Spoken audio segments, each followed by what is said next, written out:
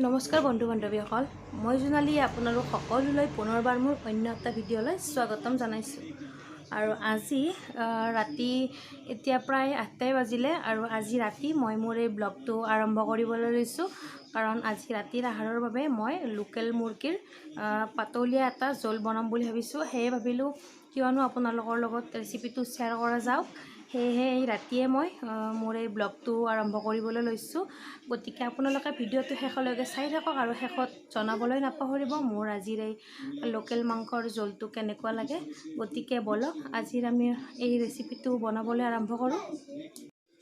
আৰু আজি আমাৰ লোকেল মুৰ্গীৰ আঞ্জাখনৰ কাৰণে মই লৈছোঁ এয়া মাংসখিনি ভালদৰে ধুই চাফা কৰি লৈছোঁ। আৰু লৈছোঁ ডাঙৰ ডাঙৰকৈ আলু 3টা আৰু লৈছোঁ বিলাহী, এয়া 2টা বিলাহী মই চপৰত মিহি মিহিকৈ কাটি লৈছোঁ। এয়া লৈছোঁ পিঁয়াজ 3টা মিহি মিহিকৈ কাটি লৈছোঁ চপাৰতে। আৰু এয়া মই মিক্সিত গ্ৰাইণ্ড কৰি লৈছোঁ। আদা নহৰু জলকীয়া ভালদৰে পেষ্ট বনাই লৈছোঁ এইখিনিয়ে। আৰু এতিয়া মই আঞ্জাখন বনাবলৈ ৰেডি হ'লোঁ। তো মাংসৰ জোলখনৰ কাৰণে যিখিনি বস্তু লাগে আপোনালোকে দেখিলে। তো দেৰি নকৰি বলক আমি বনাবলৈ আৰম্ভ কৰোঁ। মোৰ ইতিমধ্যে তেলখিনি বহুত গৰম হৈ গৈছে আৰু এতিয়া মই কাটি থোৱা পিঁয়াজখিনি ইয়াত দি দিছোঁ। চপৰত কাটি ল'লে বহুত সুবিধা হয়। এতিয়া অতি সোনকালে এইখিনি ৰঙচুৱা হৈ যাব। আৰু চপৰ নাথাকিলে মিহি মিহিকৈ কাটি ল'লেই হ'ল। সকলোতো ঘৰত আৰু চপৰ নাথাকে আৰু মোৰো বেছি দিন হোৱা নাই। ময়ো আগতে মিহি মিহিকৈ কাটি লৈছিলোঁ আৰু এতিয়া যি গতিকে আছে সেই গতিকে মই এইটোৱে ব্যৱহাৰ কৰিছোঁ। এতিয়া মই ইয়াত দিম আদা নহৰুৰ পেষ্টখিনি দি দিছোঁ ইয়াত।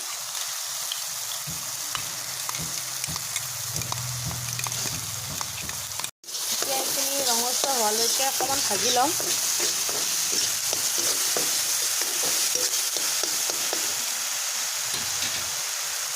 আৰু এইখিনি সময়তে মই ইয়াত নিমখখিনি দি দিম। পিছততো দিব লাগিবই, কিন্তু এতিয়া দিলে পিঁয়াজখিনি সোনকালে সিজি আহিব। আৰু এতিয়া মই ইয়াত দিম জিৰা গুড়ি। মই ঘৰতে মিক্সিত পিচি লৈছিলোঁ, সেই গতিকে বেছি দিয়া নাই, অকণমান দিছোঁ। আৰু এতিয়া মই ইয়াত মাংসখিনি দি দিছোঁ।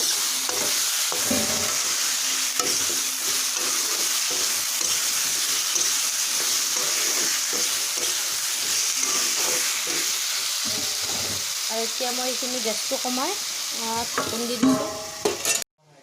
আৰু এতিয়া এইখিনি 20 মিনিটমান কম জুইত ঢাকোন লগাই মাজে মাজে গুচাই ভাজি থাকিব লাগিব।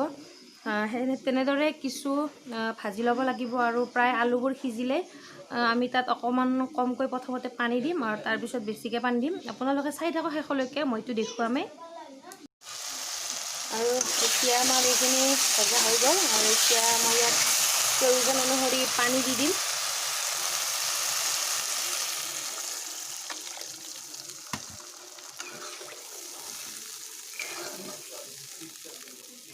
পানী অকণমান সৰহকৈ দিছোঁ, যি গতিকে মই জোল বনাম আৰু উতলাৰ পিছত অকণমান কমিব দিম। জোলকণৰ কালাৰটো ইমান ধুনীয়া আহিছে। আৰু এতিয়া মই ইয়াত লাষ্ট বস্তু এটা ইলাচি আৰু 2টামান জালুক এনেদৰে খুন্দনাত অকণমান থেতালি দিছোঁ।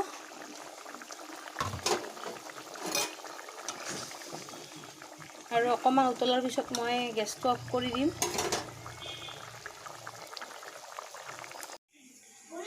এয়া মোৰ আঞ্জাখন হৈ গ'ল। মই ইতিমধ্যে গেছটো অফ কৰি দিছোঁ আৰু এতিয়া খালেই হ'ল। আৰু আপোনালোকে এনেদৰে বনাই খাই চাব। আৰু বহুতে হয়তো ইয়াতকৈও ভালকৈ জানে, কিন্তু মই প্ৰায়ভাগ জোল নবনাওঁৱে, সেইবাবে আজি বনালোঁ, সেইবাবে শ্বেয়াৰ কৰিলোঁ। তো আপোনালোকে দেখিলে ইমান কমটি সামগ্ৰীৰে কেনেকৈ লোকেল মাংসৰ জোল এনেদৰে বনাই খাব পাৰি। আৰু দেখিবলৈতো কিমান ধুনীয়া হৈছে, আপোনালোকে নিজেই দেখিলেই। এনেদৰে আপোনালোকে বনাই খাই চাবচোন। মই আজি এনেদৰে বনালোঁ। আৰু বহুত পদ্ধতিৰে বনাব পাৰি, কিন্তু আজি যি গতিকে মই জোল বনালোঁ সেইবাবে ভাবিলোঁ বেছিভাগ জোল বনোৱা নহয়েই। সেই গতিকে আজি জল বনালোঁ, ভাবিলোঁ ৰেচিপিটো আপোনালোকৰ লগত শ্বেয়াৰ কৰোঁ। আৰু ভিডিঅ'টো শেষলৈকে চোৱাৰ বাবে মানে ৰেচিপিটো শেষলৈকে চোৱাৰ বাবে বহুত বহুত ধন্যবাদ।